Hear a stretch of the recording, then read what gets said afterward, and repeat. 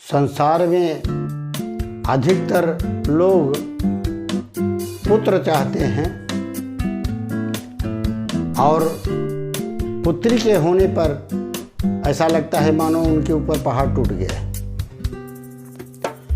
पर शास्त्रों में ऐसा उल्लेख आता है कि अगर पुत्र सुपुत्र हो, सदाचारी हो, तो एक कुल का, पिता के कुल का उद्धार कर देता है, कर सकता है। पर यदि सुकन्या हुई, बराबर अपने धर्म का पालन करने वाली सदाचारी पुत्री हुई, तो वह दो कुलों का उद्धार करती है। अपने पिता के घर का भी उद्धार करती है और पति के घर के लोगों का भी उद्धार कर देती है, तारती है। पर लोगों का आग्रह ये जरूर रहता है कि मेरे एक पुत्र हो जाए तो घर का दीपक जले। अरे बेटी क्या खराब है, बेटी क्या कम करती है, बेटा कुछ अधिक कर देगा, ये भावना कतई मत रखो। बेटी का, स्त्री का बहुत बड़ा योगदान होता है हमारे आपके परिवार में, घर में, संसार में, समाज में। जिस घर में सदाचारी स्त्री हो और अपने स्वधर्म का बराबर पालन करती हो, वह घर स्वर्ग हो जाता है। स्त्री को शास्त्रों में ऐसा उल्लेख आता है, स्वेच्छाचारिणी नहीं होना चाहिए। कारण यह है कि अगर वह अपने घर गृहस्थी में रह करके अपने परिवार और परिवार के से संबंधित, पति से संबंधित जितने भी लोग हैं, उनकी सबकी गृहिणी भाव से सेवा सत्कार करके सबको प्रसन्न रखती है, पति को प्रसन्न रखती है, तो वह स्त्री लक्ष्मी कही जाती है। और लक्ष्मी का निवास उस घर में होता भी है। पर अगर वही स्त्री स्वेच्छाचारिणी हो जाए, मनमाना आचरण करने लगे, तो क्या वह पतिव्रता कहलाएगी? पतिव्रता कौन? जो पति की आज्ञा में चले, पति की आज्ञा के अनुसार कार्य करे, पति को सदैव खुश रखे, पति को अपना सर्वस्व समर्पण कर दे, उसके लिए महान से महान कष्ट सहे, वह पतिव्रता। क्या इतने से स्त्री पतिव्रता मानी जाती है? शास्त्रों में क्या उल्लेख है और हमारी आपकी आत्मा भी क्या गवाही देती है? वह स्त्री पतिव्रता तो नहीं कह जा सकती। क्यों? आप पूछेंगे क्यों?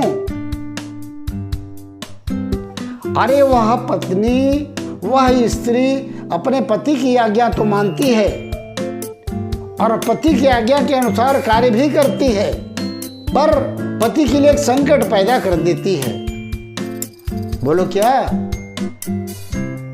पति से संबंधित घर में जितने भी उनके माता पिता, भाई बहन, बुआ आदि जो भी छोटे ससुर वगैरह परिवार में, संयुक्त परिवार में जितने लोग रहते हैं,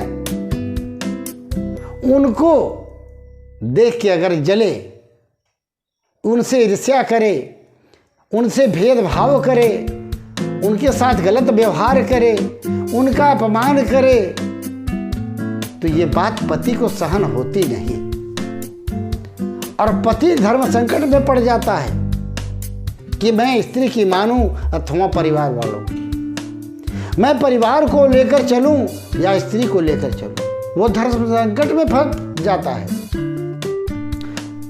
और ऐसी परिस्थिति अगर पैदा होती है तो जब पति को पीड़ा होती है, मजबूरी होती है उसकी, तो उसका पातिव्रत्य धर्म में खंडन हो जाता है, पूर्णता प्राप्त नहीं होती। स्त्री जिस घर में आए और अगर पति की बात मानती है, पर यह भी देखे कि पति अन्य परिवार के साथ पहले से जुड़ा हुआ है, उसका संबंध पहले से है, और उन संबंधों को तोड़ने का काम उसे कदापि नहीं करना चाहिए। यदि कोई स्त्री करती है तो अपराध करती है। हमें यह अपराध नहीं करना चाहिए, किसी भी स्त्री को ऐसा अपराध नहीं करना चाहिए, क्योंकि परिवार के लोग सब एक साथ बढ़े हुए हैं, पले हुए हैं, सबका आपस में संबंध है। आते ही अपना अधिकार जमा लेना, ये मेरा पति है, मैं जैसा कहूं वैसा ही करे, मेरे अनुसार ही चले, बाकी लोगों से अलग हो जाए, ऐसा व्यवहार स्त्री के पातिव्रत्य में एक अवरोधक बनता है, उसका धर्म नष्ट होता है। इसलिए स्त्री को कभी भी स्वेच्छाचारिणी नहीं होना चाहिए और पति के रुख को देख करके कार्य करना चाहिए।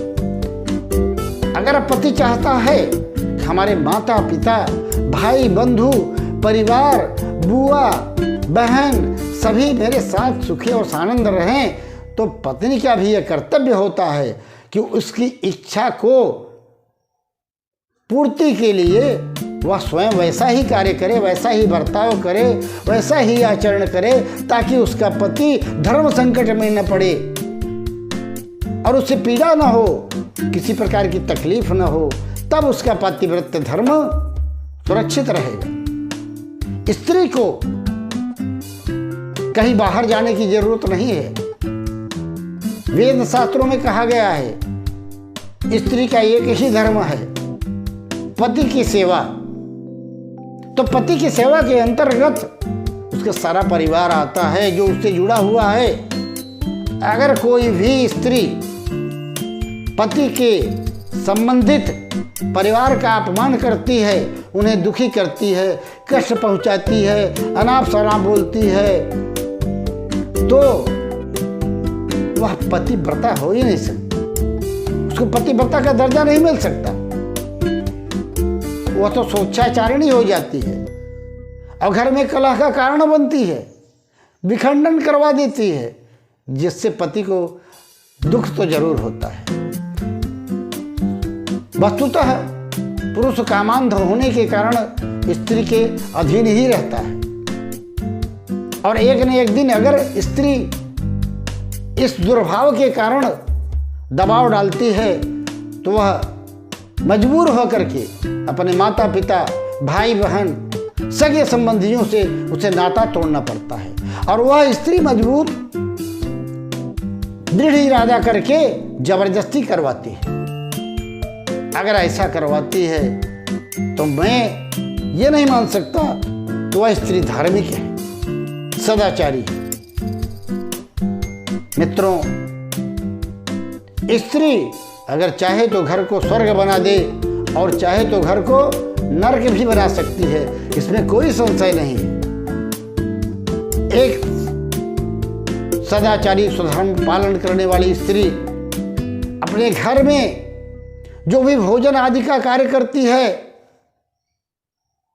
वह इस भाव से करती है कि सारा परिवार भगवत स्वरूप है, हम इनकी सेवा करेंगे, इनका आशीर्वाद मिलेगा और हम फलेंगे फूलेंगे। बच्चों को सुंदर शिक्षा देती है, अच्छा आचरण करती है, मीठे वचन बोलती है, भगवान नाम का संकीर्तन करती है, पूजा पाठ इत्यादि करती है, जिससे पूरा परिवार जो है सुखी आनंद से रहता है और सबको सुख मिलता है। तो वो घर स्वर्ग हो जाता है। स्वर्ग कहीं अन्यत्र नहीं है, स्वर्ग तो यही है। अब घर को स्वर्ग बनाएंगे अथवा नर्क बनाएंगे, ये आपके ऊपर निर्भर करता है।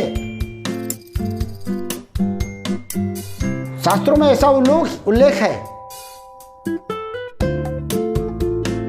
न गृहम गृहमित्याहुः गृहिणी गृहम उच्यते। कोई ईंटे पत्थर की दीवार को घर नहीं कहा जाता। जिस घर में सदाचारी गृहिणी का निवास होता है उसे घर कहा जाता है। बड़ा सुंदर आख्यान आता है। भगवान कृष्ण को भूख लगी थी और यज्ञ पत्नियों के यहाँ उन्होंने कहा ग्वाल वालों से कि जाकर के भोजन मांग के ले आओ, तो पंडितों ने मना कर दिया। भगवान के पास आए, उन्होंने बताया कि कुछ नहीं मिला। भगवान ने पुनः कहा कि मैंने क्या कहा था, घर से लाओ। घर से लाने का मतलब पंडितों की स्त्रियों के पास जाओ। स्त्रियों का हृदय उदार होता है, स्नेह युक्त होता है, धार्मिक होता है, दयालु होता है। वो तुम्हारी बात जरूर सुनेगी और भोजन लाएगी। और जाकर के गोपाल जब मांगते हैं तो वो पत्नियां, यज्ञ पत्नियां, ऋषि पत्नियां भोजन ले आकर के भगवान को बड़े प्रेम से पवाती हैं और भगवान गोविंद पाते हैं। ऐसी होती हैं सदाचारी पत्नियां, स्वधर्म पालन करने वाली पत्नियां। इसलिए हम सबसे निवेदन करते हैं, सभी अपने जीवन में ऐसा कार्य करें कि महिलाएं अपने घर में पूरे परिवार को संभालने का काम करें, ताकि परिवार में सदैव शांति, सुख, आनंद बरसता